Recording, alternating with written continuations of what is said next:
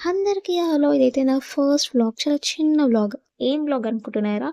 బోనాల వ్లాగ్. ఈరోజైతే మా ఇంట్లో బోనాల పండగ అయితుంది. ఇక పొద్దున్నే లేసి ముగ్గులైతే యేసుకుంటున్నాము. మా ఇంట్లోనే కాదు మొత్తం తెలంగాణలో అంతా బోనాలయితుంది. హైదరాబాద్ అంతా బోనాలయితుంది. ఎందుకంటే ఈరోజు లాస్ట్ సండే ఆఫ్ ఆషాఢ మాసం. అందుకే మొత్తం తెలంగాణలో అంతా బోనాల జాతరనే ఉందన్నమాట. 3 రోజుల దాకా అదే హడావిడి. ఇక మా ఇంట్లోలో అయితే యాపకొమ్మల్ని అయితే తీసుకొచ్చినారు. యాపకొమ్మలు అనేది చాలా ఇంపార్టెంట్ బోనంకి. యాపకొమ్మలు లేనిది బోనం ఎక్కదు అమ్మవారికి. మేము యాపకొమ్మల్ని అమ్మవారి దగ్గర పెడతాం. ఇంకా ప్లస్ గుమ్మంకి కూడా కడతామనమాట. మామిడి కొమ్మలు కట్టం బోనాల రోజు. ఓన్లీ యాపకొమ్మలు కడతాం. బోనం అయితే మేము ఇట్లనే వండుతాం. చిన్నగున్నప్పటి నుంచి ఎప్పటినుంచో ఇదే ప్రాసెస్ మా ఇంట్లో కంటిన్యూ అయితుందనమాట. బోనంలోనే డైరెక్ట్ బియ్యం వేసి బోనం అన్నం అనేది వండుతాము. పచ్చన్నం వండుతాం. అమ్మవారికి సమర్పిస్తాం కాబట్టి అది వేడిగా ఉంటది గదా! మనం బోనం ఎత్తుకోవాలంటే చల్లగా కావాలని చెప్పి ఇది కూలింగ్ ప్రాసెస్ అనమాట. మేము ఇట్లా నీళ్ళలా పెడతాం కొంతసేపు.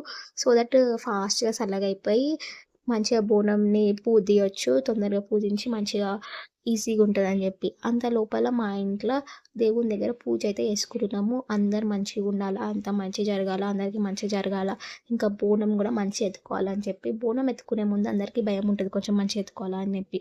ఈడైతే మేము బోనంని పూజిస్తున్నాం. పూజియడం అంటే అలంకరియడం అనమాట. ఇదొక టెక్నిక్ అనమాట. ఫస్ట్ బోనంకి మొత్తం నూనె రాస్తాము. ఎందుకంటే ఆ పసుపు, కుంకుమ అనేది స్టేబుల్ ఉంటది. నూనె రాసే పసుపు, కుంకుమ బొట్లు పెడతామనమాట. ఎందుకంటే అప్పుడు పసుపు, కుంకుమ అనేది పడిపోవనమాట. మంచిగా స్టేబుల్ ఉంటది. ఇక బోనం కొంచెం పెరుగేసినామనమాట. అమ్మవారికి ఎక్కియాలి కాబట్టి. అంత లోపల నేను పోయి కిచెన్‌లో చూసినా ఏమైతుంది, ఏం చేస్తుర్రు, ఏమేమి వంటలు చేస్తుర్రు అని పోయి చూస్తే పూరీలయితే చేస్తుర్రు. అప్పటికి ఇంకేం నాన్ వెజ్ వండలే, అన్నం వండలే, పూరీలయితే చేస్తున్నారు. సరే ఇగ బోనం ఏడి వరకొచ్చిందని పోయి చూస్తుంటే మా నానమ్మ యాపకొమ్మలనయితే పెడుతుంది. ఈ ఆపకొమ్మల్ని ఎందుకు పెడతామంటే, మనం బోనాల ఫెస్టివల్‌ని రెయినీ సీజన్‌లో సెలబ్రేట్ చేస్తాం గదా! సో, రెయినీ సీజన్ గాబట్టి చాలా అందరికీ వైరల్ ఫీవర్స్ ఉంటాయి. మొత్తము ఇన్ఫెక్షన్స్ ఉంటాయి. ఈ యాప కొమ్మలేందంటే మెడిసిన్‌లా పనిచేస్తాయి కదా! చేదుగుంటది. అందుకని మనం గుమ్మంకి కట్టినామనుకో ఏ బ్యాక్టీరియా గానీ, వైరస్ కానీ లోపలికి రానీయకుండా ప్రొటెక్ట్ చేస్తది. ఇంకా ఇట్లా బోనం లోపల పెట్టి మనము ఆ అమ్మవారికి ఎక్కించిన తర్వాత కొంచెం అన్నం పెట్టుకుంటాం తిన్నికి ప్రసాదంలాగా. ఆ ప్రసాదం తింటే కూడా మనకి ఏ డిసీజెస్ రాకుండా ప్రొటెక్ట్ చేస్తదనమాట. పైన కుండలైతే అందరూ సాక పోస్తారు. ఎవరిష్టం వాళ్ళది. కొంతమంది కల్లు పోస్తారు. కొంతమంది బెల్లం నీళ్ళు పోస్తారు. ఎవరిష్టం వాళ్ళది. మేమైతే బెల్లం నీళ్ళైతే పెట్టినామనమాట సాకక్కని ఆ పైన కుండల. నాకైతే 2 టైప్స్ ఆఫ్ బోనం ఎందుకు సెలబ్రేట్ చేస్తారనే స్టోరీ తెలుసు. ఒక్కటి ఏందంటే అప్పట్లో ప్లేగ్ అనే డిసీజ్ వచ్చింది. సేమ్ కోవిడ్ లాగా చాలా మంది చచ్చిపోతూ ఉండే. ఇగ అక్కడ మన తెలంగాణోళ్ళు ఉజ్జయిని మహంకాళి టెంపుల్ దగ్గర పోయి మొక్కుకున్నారనమాట. ఈ డిసీజ్‌ని క్యూర్ చేస్తే మేము మిమ్మల్ని మా తెలంగాణలో ప్రతిష్ఠించి బోనం సమర్పిస్తామని మొక్కినారనమాట. సో, అట్లా అని డిసీజ్ క్యూర్ అయిపోయింది. అంతా నార్మల్ అయిపోయింది. అక్కడ ఉజ్జయినికెళ్ళి అమ్మవారిని గూడా తీసుకొచ్చి మన సికింద్రాబాద్ మహంకాళమ్మ టెంపుల్‌లో ప్రతిష్ఠించి బోనం సెలబ్రేట్ చేస్తున్నారు. ఇక్కడైతే మా అక్క ఇంకా మా చెల్లి ఎత్తుకున్నారు బోనంని. ఎందుకంటే లాస్ట్ సండే మా ఇంట్లో వచ్చినప్పుడు నేను ఎత్తుకున్న బోనంని. సో, ఈసారి వీళ్ళ టర్న్ అనమాట. మా ఇంటి దగ్గర గుడిలో ఇద్దరు అమ్మవార్లుంటారు. ఈదమ్మ తల్లి, పోచమ్మ తల్లి అని చెప్పి. సో, మా ఇంట్లో నుంచి 2 బోనాలు కంపల్సరీగా పోతాయన్నమాట అమ్మవారికి నైవేద్యంకి.